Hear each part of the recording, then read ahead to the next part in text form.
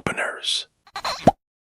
Is Dr. Casey Means, and I'll put it on screen here. So I'll actually go to the truth because Trump posted about this, and we'll watch a video of her here in a second, but we'll put it on screen here. I'm gonna put myself back to a normal spot there as well too, so I don't block things for you guys. This is from Eric Daughtry. And that Trump withdraws his Surgeon General pick for a new one, Dr. Casey Means. Dr. Means is a holistic medicine physician, and she has been focused on supporting metabolic health and preventing chronic disease.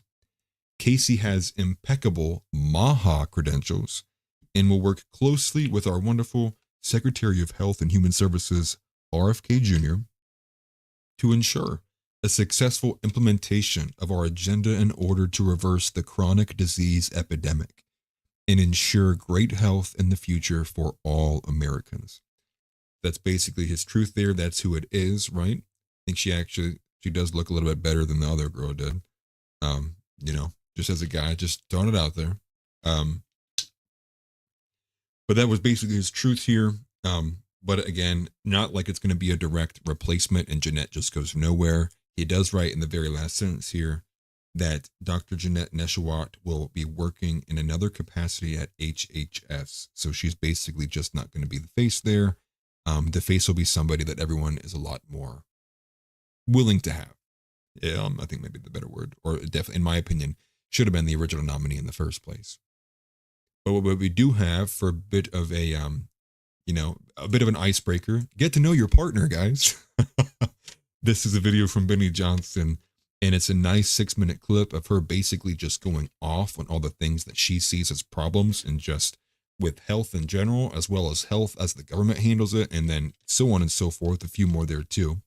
But Benny says it's safe to say she's a perfect pick, but Benny would say Trump could literally do anything, and Benny Johnson would say it was the best thing of all time. Like I would punch Benny in the mouth if he tried to invite me to his show. Like that's how much I'm actually very irritated of Benny Johnson. I soured on him so quick, but that's a side point. Here's the video clip here. Put it on full screen, and let's let her rip. You would think that the American healthcare system and our government agencies would be clamoring to fix metabolic health and reduce American suffering and costs, but they're not.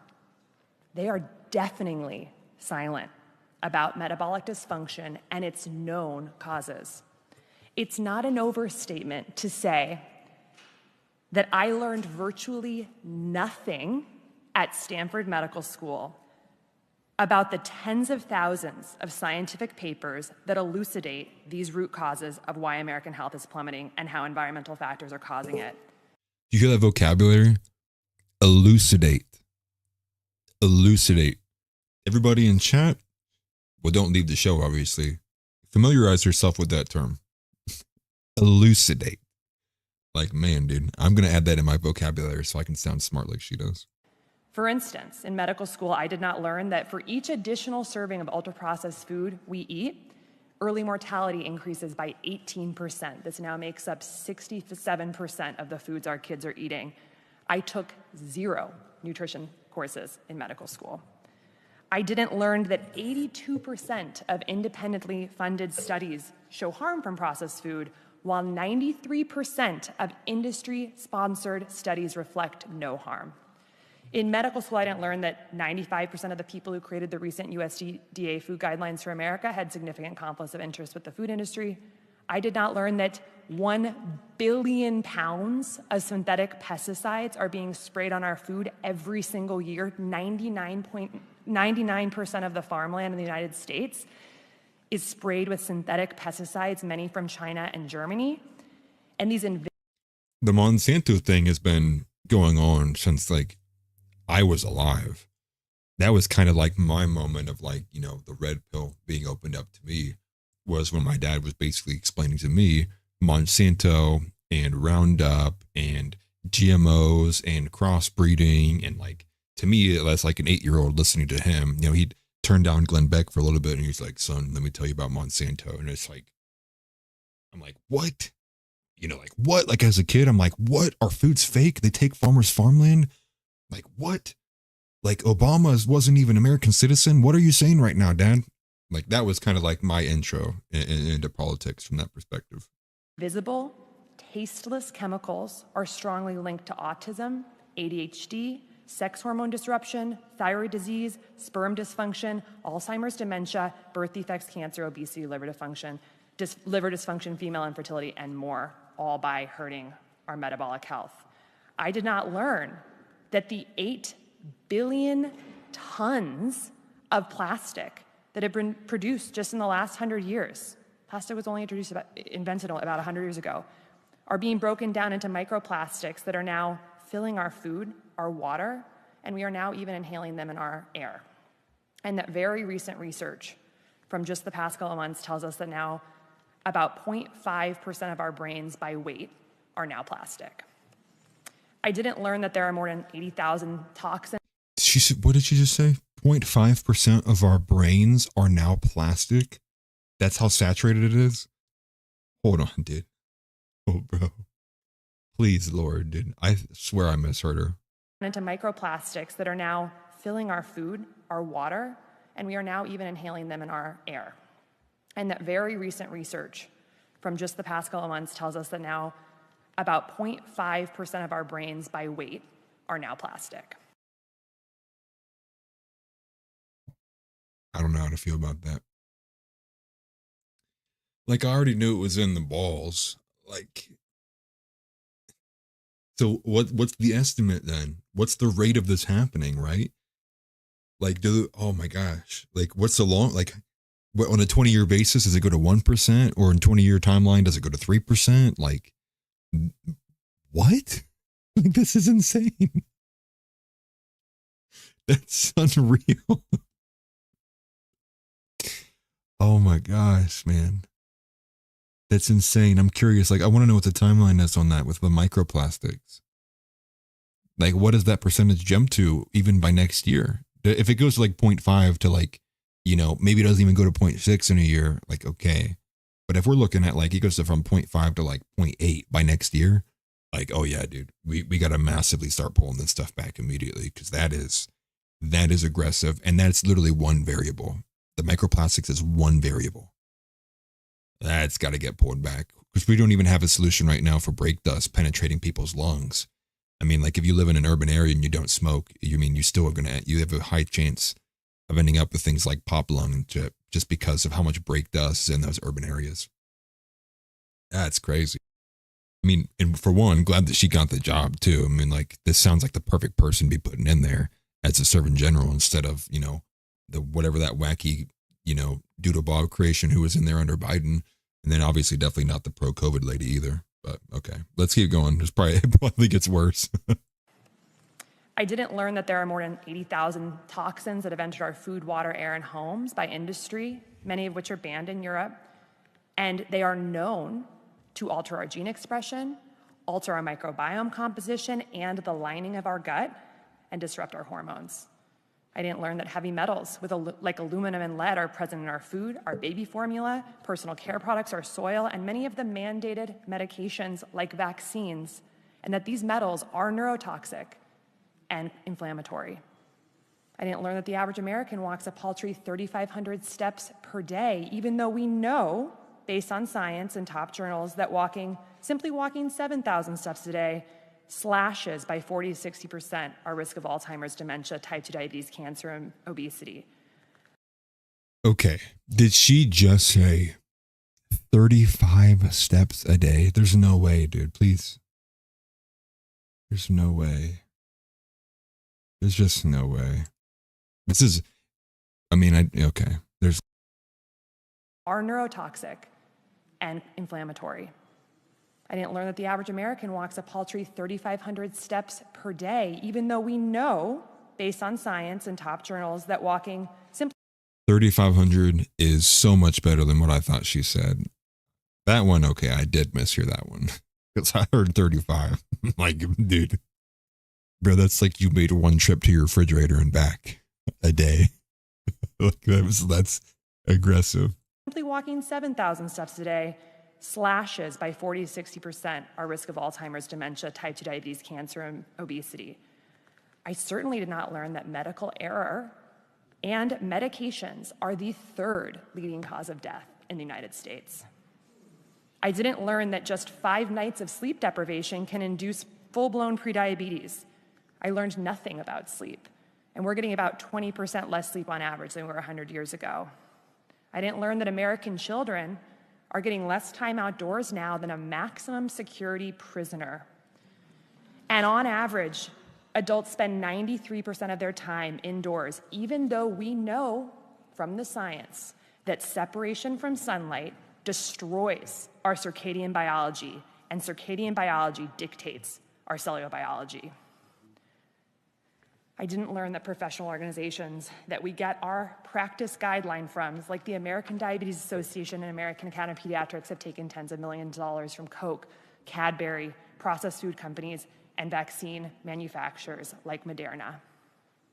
I didn't learn that if we address these root causes that all lead to metabolic dysfunction and help patients change their food and lifestyle patterns with united, strong voice, we could reverse the chronic disease crisis in America, save millions of lives and trillions of dollars in healthcare costs per year. Instead, doctors are learning that the body is 100 separate parts, and we learn how to drug, we learn how to cut, and we learn how to bill. I'll close by saying that what we are dealing with here is so much more than a physical health crisis. This is a spiritual crisis. We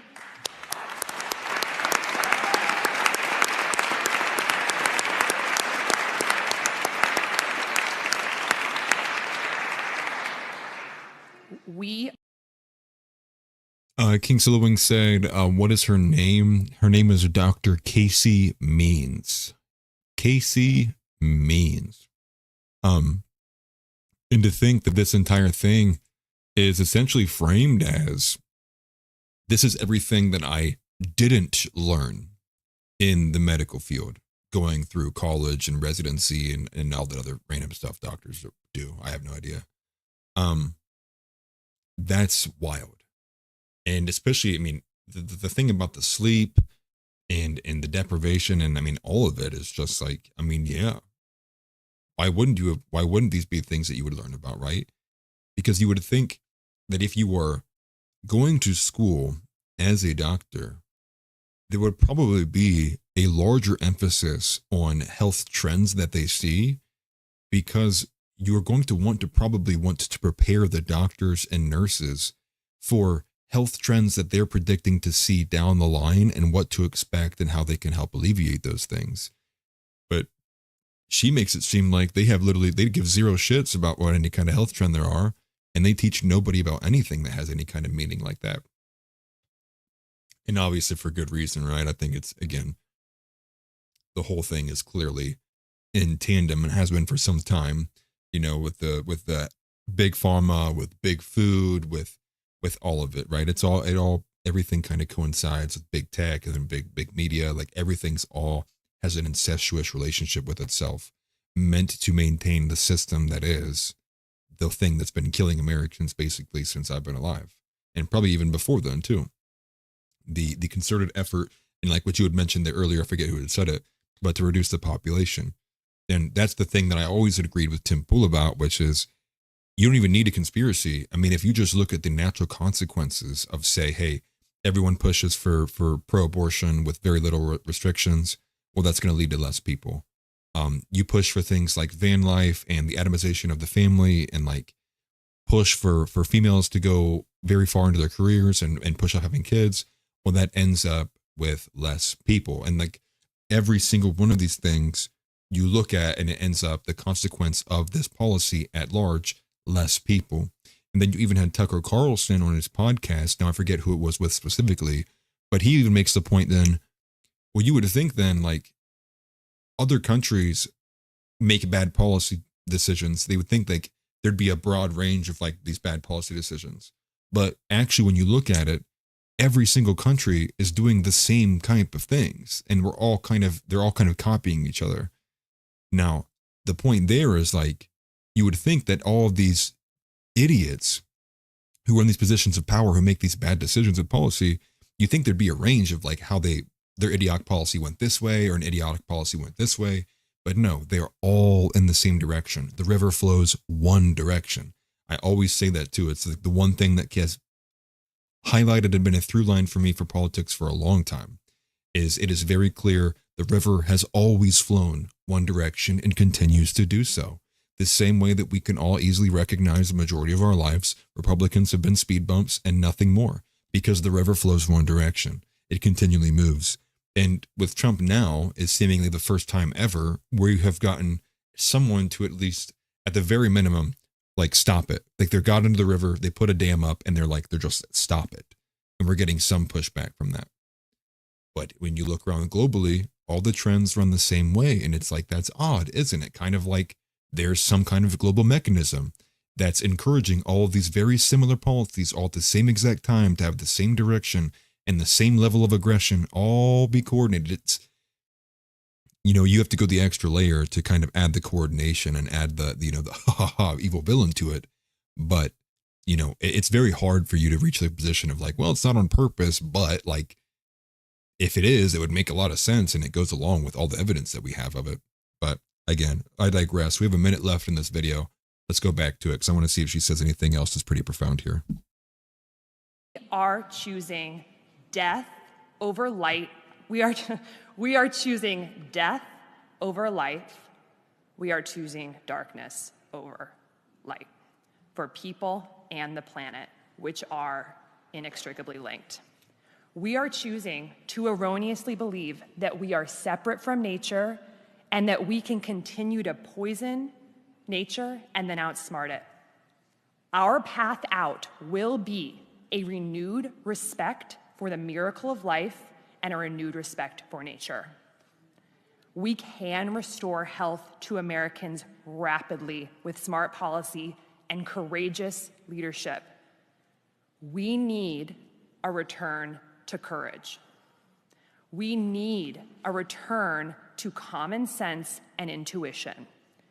We need a return to awe for the sheer miraculousness of our lives. We need all hands on deck. Thank you. I think that's great from her, actually. That's actually super, super inspiring. I mean, literally just on those 6 minutes alone, she rises up to like an A in my rank for Trump admin people, like literally just like that. If that tells you anything about how litter we're getting from everyone else, basically.